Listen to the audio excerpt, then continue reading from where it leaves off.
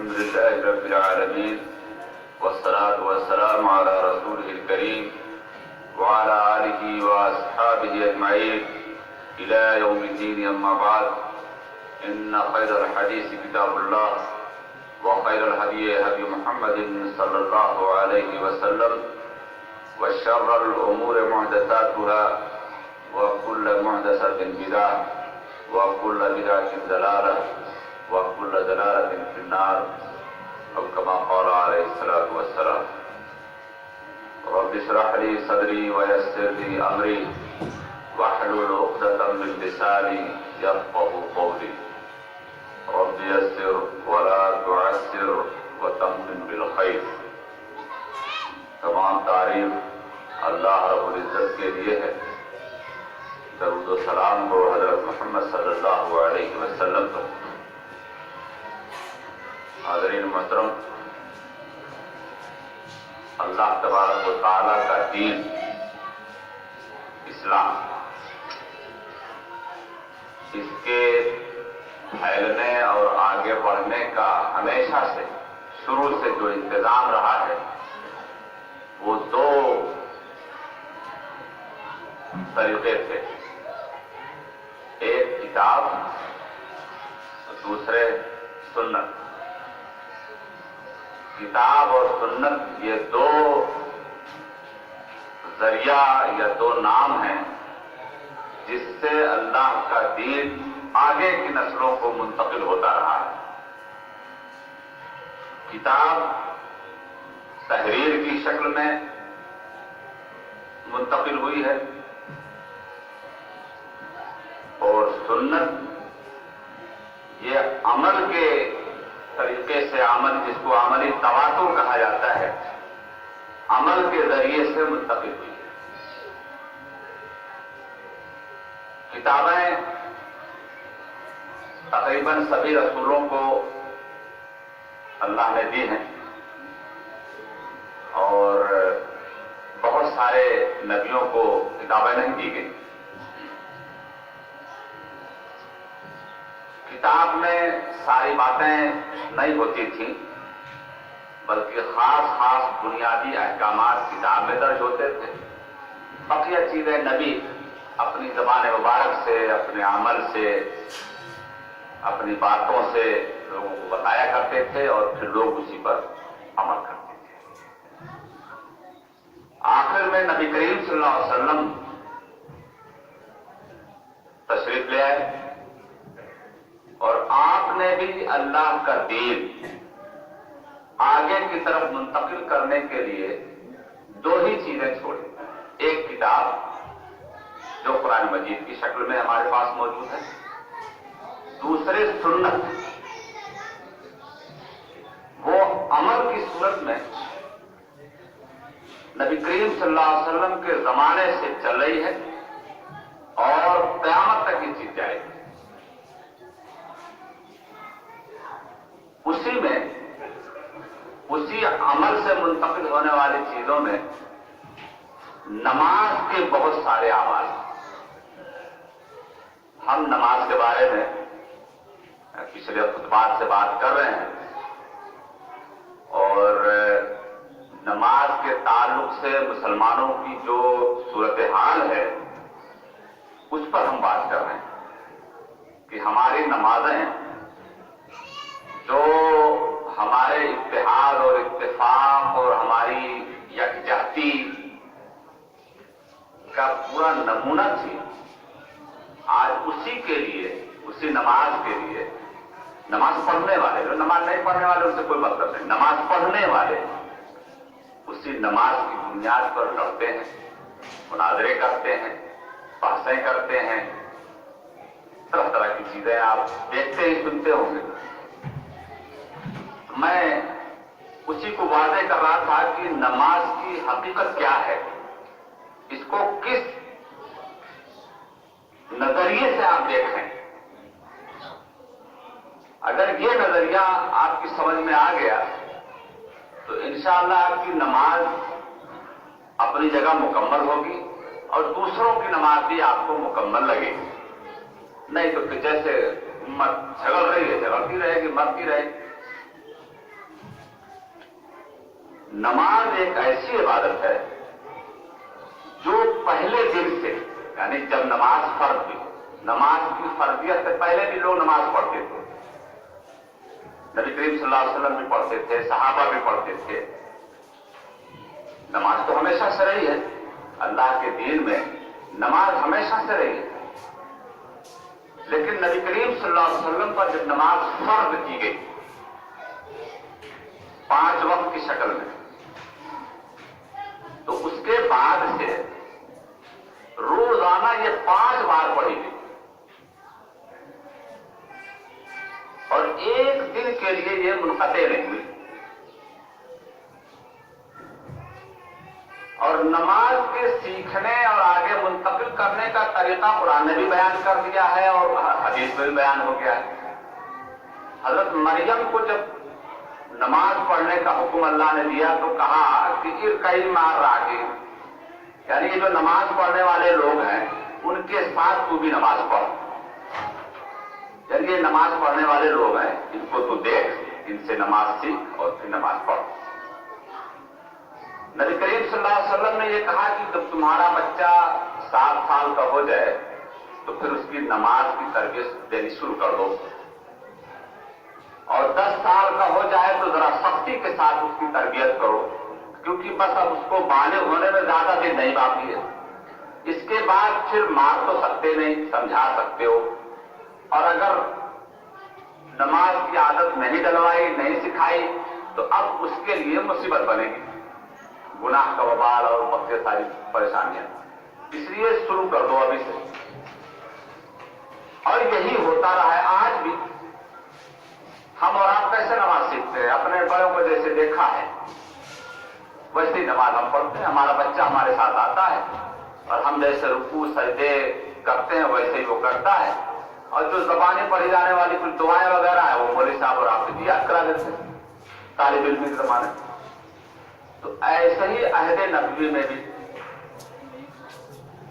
हर कोई नमाज पढ़ रहा है, अपने बच्चों को सिखा रहा है। जो लोग दीन में दाखिल हो रहे हैं वो नमाज पढ़ रहे हैं, एक दूसरे को देख करके सिलसिला चल रहा है। और नमाज के बहुत सारे पहलू, यानी मुख्तलिफ तरीके से जो चीजें बुनियादी थी, मैंने आपको बताया कुछ बुनियादी चीजें इनको कुरान ने बयान कर दिया, वो मैंने पिछले खुतबे में आपको बता दिया। कुछ और बुनियादी चीजें हैं जो नबी करीम सल्लल्लाहु अलैहि वसल्लम ने नाम बनाम लेकर के उसके बारे में बता दिया, वो मैं आपको बता दूंगा।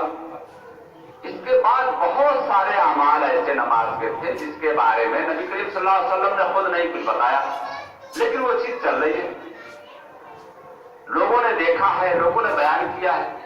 और बहुत सारी चीजें ऐसी हैं जो लोगों ने देखा भी नहीं या देखा है बयान नहीं किया, लेकिन वो भी चल रही है। बहुत सारी चीजें हैं, जैसे अब रिवायात की बुनियाद पर इख्तलाफ तो वहीं शुरू हुआ जब हमारे फुक़हाए किराम बैठ गए, यानी 250, 200, 250 साल के बाद, यानी जब उन्होंने बैठ के ये तय करना शुरू कर दिया कि कौन अफजल है और कौन कम अफजल है, बस वही से सारी खराबी शुरू हो गई। तो अब एक आदमी जो दूसरे तरह का अमल कर रहा था और एक आदमी दूसरे तरह का अमल कर रहा था, उसने अपने वाले अमल को जब अफजल करार दिया तो सामने वाला मफजूल हो गया, तो अब वो बर्दाश्त नहीं कर सकता, तो अब उसने धींगा मुश्ती शुरू कर दी। अब वो नहीं, मैं अफजल हूं, मेरे पास जितने सारे गवाह हैं, ये सारी तरह की बातें शुरू हुई। फिर बाद में जब अहादीस जमा करने का फुक़हा के बाद मुहद्दिसीन आए, इन्होंने जब अहादीस जमा करनी शुरू की तो फुक़हा की सारी बहसें और सारे झगड़े उनके सामने थे। अब उनके जो अपने अपने ज़हन थे उसी हिसाब से उन्होंने अहादीस जमा करनी शुरू कर दी। तो नमाज फुक़हा और मुहद्दिसीन ने थोड़ी तय की, उसके अमाल इन्होंने नहीं तय किए। ये तो उम्मत के तवातुर के साथ मुंतकिल हो रहा था, उसके बहुत सारे अमाल किताबों में दर्ज हो गए। आप ये कह सकते हैं कि उसके बहुत सारे अमाल किताबों में दर्ज हो गए और बहुत सारे नहीं दर्ज हुए। यानी जो हमारे पास अहादीस का ज़ख़ीरा है वो ऐसा नहीं है कि नबी करीम सल्लल्लाहु अलैहि वसल्लम की 23 साल जिंदगी के तमाम बयानात का रिकॉर्ड है, ऐसा नहीं है। محدثین نے اپنے زمانے میں جتنی پا سکے وہ پایا، انہوں نے اس کو کتاب کی شکل میں جمع کر دی. دین کی خدمت سمجھتے ہوئے انہوں نے یہ کام کر دیا کہ آگے اس سے لوگ فائدہ اٹھائیں گے. لیکن اب یہی بنیاد بن گئی ہمارے جھگڑے. بدقسمتی یہ ہوئی کہ یہی بنیاد بن گئی ہمارے جھگڑے.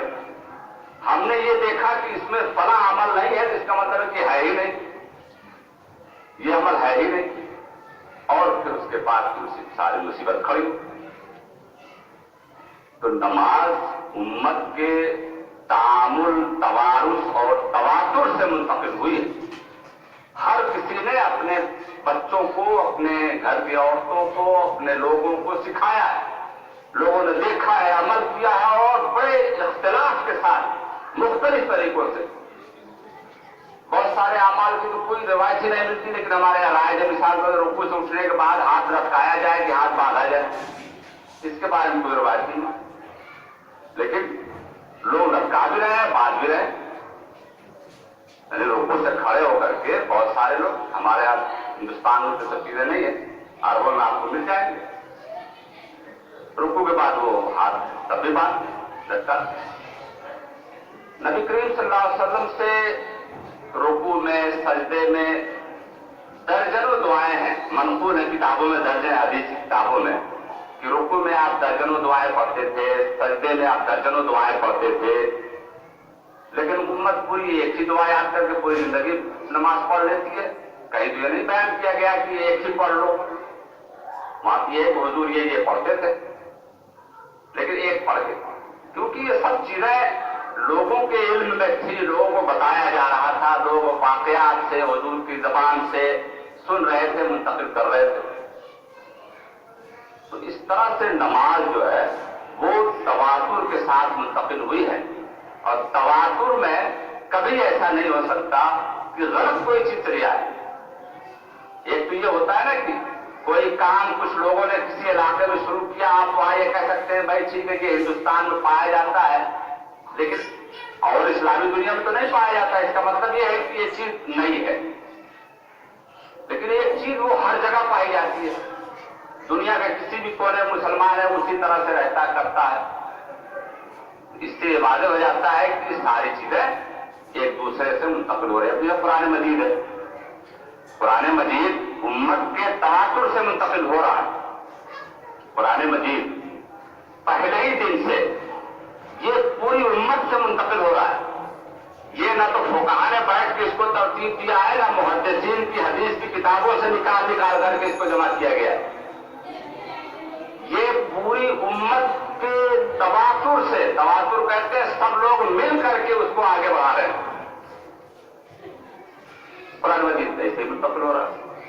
یہی وجہ ہے کہ قرآن مجید کے بارے میں نہ ہم کو راوی دیکھنا ہوتا ہے، نہ اس کے اقوال افعال دیکھنے ہوتے ہیں. جو بیان ہے سب سچ ہے. کس نے اس کو آگے بھیجا ہے یہ دیکھنے کی ضرورت ہی نہیں، کیونکہ سب نے بھیجا. ایک بات میں بھی کہہ رہا ہوں، ایک بات آپ بھی کہہ رہے ہیں، وہی بات آپ بھی کہہ رہے ہیں. مجھے کیا ضرورت ہے کہ میں اس بات کو سچ ثابت کرنے کے لیے یہ دیکھوں کہ آپ سچے ہیں جھوٹے ہیں، آپ کبھی سچ بولتے بھی ہیں کہ نہیں بولتے. تو قرآن مجید کے لیے راوی کی کبھی ضرورت نہیں پڑی. وجہ یہ ہے کہ ہر کوئی منتقل کر رہا ہے، آپ بھی کر رہے ہیں. آپ اپنے بچے کو شروع سے قرآن سیکھنے سکھانے میں لگا دیتے ہیں. آپ کی بیٹی رخصت ہوتی ہے، یہ قرآن اس کو تھما دیتے ہیں. یعنی پوری امت یہ کام کر رہی ہے. بچوں کو سکھایا بھی جا رہا ہے، رخصت گھر سے اگر نکالا بھی جا رہا ہے تو یہ قرآن تو ضرور دے دیا جاتا ہے، کیونکہ دین ایسے ہی منتقل ہوتا ہے. تو نماز بھی تواتر کے ساتھ منتقل ہوئی ہے اور بڑے الگ الگ طریقوں کے ساتھ منتقل ہوئی ہے. اس کے جب سارے اعمال کو ہم نے کتابوں میں تلاش کرنا شروع کیا تو وہیں سے تھوڑی سی خرابی پیدا ہو گئی.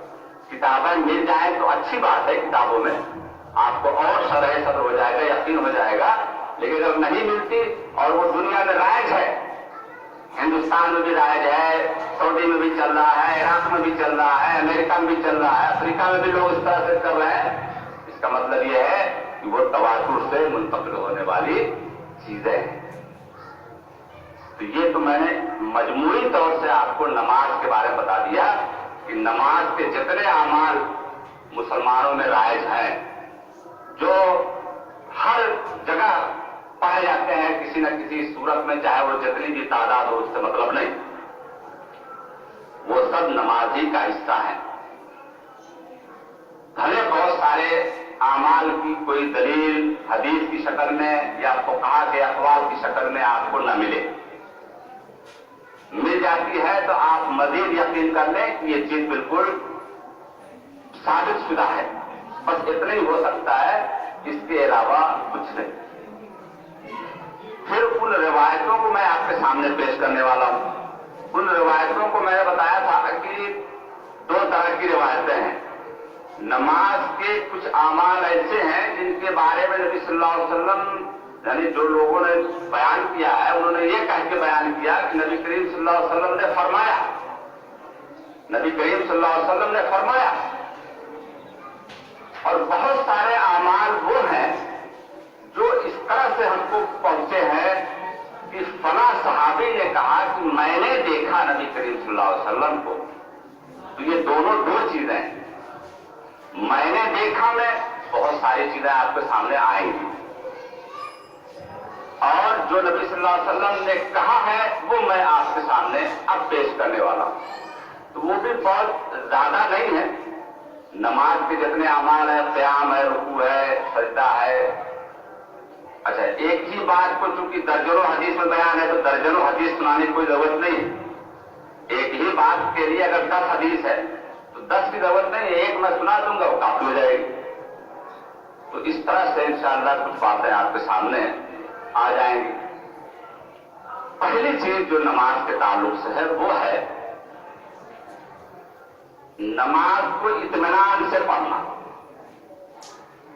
नमाज जो है वो मुर्गे की तरह से पढ़ने वाली चीज नहीं है। जैसे मुर्गा दाने पर चोंच मारता है, उस तरह से चोंच मार के पढ़ने वाली चीज नहीं है, बल्कि पूरे इत्मीनान से पढ़ने वाली चीज है। इस सिलसिले में बुखारी की एक बड़ी रिवायत है।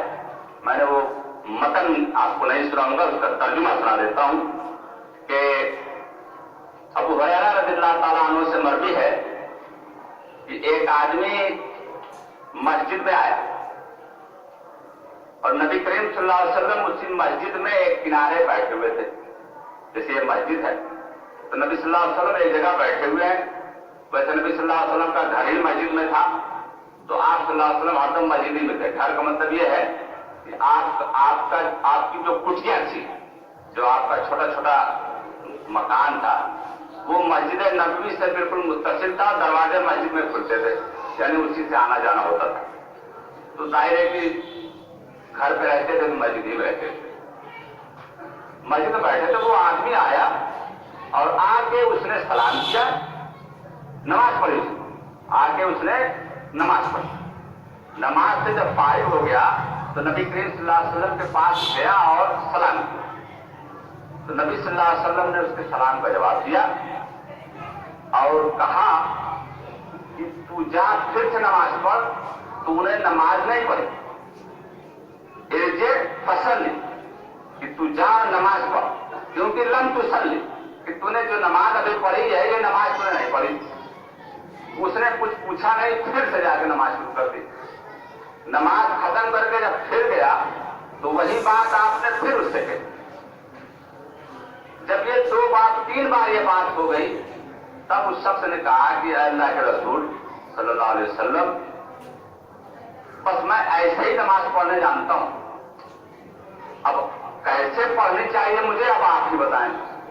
तब नबी करीम सल्लल्लाहु अलैहि वसल्लम ने उसको जो तालीम दी, कहा कि जब नमाज के लिए आओ तो पहले अच्छी तरह वुजू कर लो। यानी पूरी नमाज का वो नहीं आप बता रहे हैं भाई, जैसे हालात होते हैं, जैसी जरूरत होती है वैसे ही बात होती है। उसकी नमाज पूरी थी, वो नमाज पूरी पढ़ रहा था जैसे पढ़नी चाहिए, रुकू सजदे सब कर रहा था। जो चीज गड़बड़ कर रहा था उसी को सामने रख के आप उसको कुछ नसीहत कर रहे हैं कि जब नमाज के लिए आज पहले अच्छी तरह वुजू कर लो, यानी इत्मीनान से ढंग से वुजू कर लो। फिर किबला रुख होकर तकबीर कहो, किबला रुख होकर खड़े हो जाओ, اس کے بعد اللہ اکبر کہہ کے نیت باندھو. پھر قرآن جتنا تمہیں آسانی سے یاد ہو پڑھ لو. نماز میں جہاں قرآن پڑھا جاتا ہے وہاں پر قرآن پڑھ لو. پھر رکوع کرو اور پورے اطمینان سے کرو. یعنی وہ رکوع اور سجدے میں گڑبڑی کر رہا ہے اور اسی میں گڑبڑی ہم اور آپ بھی کرتے ہیں. کھٹ سے رکوع میں گئے اور پورے کھڑے بھی نہیں ہوئے, فوراً سجدے میں گئے اور ٹھکاٹھک. تو یہ وہاں بھی چلا. وہی کہا کہ پھر اطمینان سے رکوع کرو, پھر سیدھے کھڑے ہو جاؤ. یعنی رکوع سے کھڑے ہو کر کے ایسا نہ تھوڑا سا کھڑے ہو پھر سجدے چلے جاؤ, جیسا کہ بہت سارے لوگ کر لیتے ہیں کہ پورا نہیں. آپ نے اس سے کہا کہ سیدھے کھڑے ہو جاؤ, بالکل سیدھے کھڑے ہو جاؤ پورے اطمینان سے. یعنی کھڑا ہونا ایسا ہو بالکل اطمینان ہو کہ ہاں ہم کھڑے ہو گئے. وہ آدمی پتا کر لے گا کہ ہم کھڑے ہو گئے, اتنا کر لو. پھر سجدہ کرو, پورے اطمینان سے کرو. یعنی سجدہ پورے اطمینان سے کرو. پھر سجدہ سے سر اٹھا کر پورے اطمینان سے بیٹھ جاؤ. یعنی دو سجدے کے بیچ میں بیٹھا جاتا ہے تو اس میں اطمینان سے بیٹھ جاؤ. ایسا نہ کہ سجدہ سے اٹھے ابھی پورے بیٹھ نہیں پائے دوسرے سجدے کے لیے چلے گئے. تو اس کی اصلاح کر دو اور اپنی بقیہ نماز اسی طرح اطمینان سے ادا کرو. تو پہلی چیز ہے وہ نماز میں اطمینان اور اعتدال, اس کے بارے میں حکم ہے. اب اس کی اگر کوئی خلاف ورزی کرتا ہے تو وہ ٹھیک نہیں کرتا. یہ آپشنل نہیں ہے کہ رکوع میں تو حضور 15 دعائیں کرتے ہیں, ہم ایک ہی کریں گے, ایک ہی یاد ہے. یہ آپشنل ہے. کوئی بھی دعا آپ پڑھ لیں, جو حضور نے پڑھا ہے اس کے علاوہ کوئی دعا پڑھنا چاہے پڑھ لیں. سجدے کے بیان میں بات آپ کے سامنے آئے گی. نبی کریم صلی اللہ علیہ وسلم نے فرمایا کہ بندہ سجدے میں اپنے رب سے سب سے زیادہ قریب ہوتا ہے, اس لیے اسے چاہیے کہ جتنا مانگ سکے, جو مانگ سکے مانگ لے. یعنی نماز کے اندر پورا اختیار آپ کو بعض جگہوں پہ دیا گیا. اب رکوع سے کھڑے ہوتے ہیں ربنا لکل حمد تک تو حضور نے بتایا ہے. اس کے بعد حمدن کثیرن طیبن مبارکن فی یہ بھی پڑھا جاتا ہے. اس کو تو حضور نے نہیں بتایا. ایک صحابی اس کو پڑھ رہے تھے. حضور کو بہت ساری باتوں کا علم اللہ کی طرف سے ہو جایا کرتا ہے. ایک مرتبہ ایک نماز آپ پڑھا رہے تھے, رکوع سے آپ کھڑے ہوئے, ربنا لکل حمد تک کہا گیا. اس کے بعد پھر حضور صاحب نے حمدن کثیرن طیبن مبارکن فی تک پڑھ ڈالا. ان کے اپنے دماغ میں آ گیا ہوگا کہ اللہ کی تعریف ہی تو کرنی ہے, کوئی بڑا چڑھا کرتے ہیں. نماز کے بعد آپ نے کہا کہ کس نے دعا پڑھی, کس نے کوئی دعا پڑھی. ایک صاحب نے کہا اللہ کے رسول ہم نے ایک دعا یہ پڑھی ہے. تو کہا فرشتوں کی قطار لپک رہی تھی اس دعا کو نوٹ کرنے کے لیے. تو نماز چونکہ بندہ اپنے رب سے سرگوشی کرتا ہے نماز میں, اس لیے پورا اختیار دیا گیا ہے اس کو. کچھ چیزوں کی پابندی کا لگا دی گئی کہ یہی کرنا ہے, سجدے تو وہی کرنے, رکوع ضرور کرنا ہے. کچھ پابندی لگا دی گئی. اس کے بعد زیادہ تر آپ کو اختیار دے دیا گیا. یہی اختیار جو ہے وہ ہم کو اختلاف کی شکل میں نظر آتا ہے اور ہم ایک دوسرے سے دوڑ پڑتے ہیں. تو یہ ایک بات میں نے بتائی ہے. انشاءاللہ اگلے خطبے میں اور بھی بہت ساری باتیں آپ کے سامنے آئیں گی. اللہ تعالیٰ سے دعا ہے کہ اللہ تعالیٰ ہمیں صحیح فہم عطا فرمائے. وآخر دعوانا الحمدللہ رب العالمین. سبحان ربک رب العزت عما یصفون, سلام علی المرسلین.